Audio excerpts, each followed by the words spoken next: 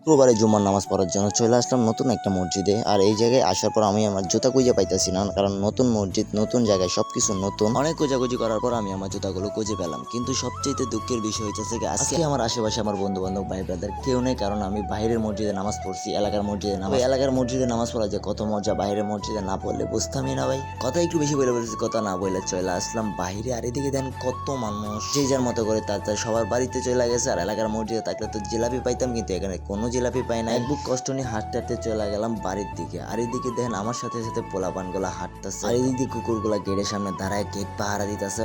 অনেকক্ষণ হাঁটার পর চলে আসলাম আমি মেইন রোডে, যেখান থেকে গাড়ি দিয়ে আমি চলে যাব আমি আমার বাড়ির দিকে। কোনো একটা কারণে আমি বাড়ির দিকে যাইতে পারি না, এখানে আমার সন্ধ্যা হয়ে গেছে। আর এদিকে সন্ধ্যার রাত 8টা বাইজে গেছে, রাত 8টা বাইজে গেছে। আর এদিক দিয়ে আমার পেটে কোদাও লেগে গেছে। তারপরে পকেটে হাত দিয়ে আমার পকেটে আছে মাত্র 100 টাকা। তারপরে আমি আমার সাইকেল নিয়ে বেরিয়ে পড়লাম ছোট্ট একটা হোটেলের দিকে। তারপরে হোটেলে খাওয়া দাওয়া কিছু শেষ করে তারপরে বাড়ির দিকে রওনা হলাম। আল্লাহ হাফেজ, সবাই ভালো থাকবেন, সুস্থ থাকবেন। আজকের জন্য এই পর্যন্তই।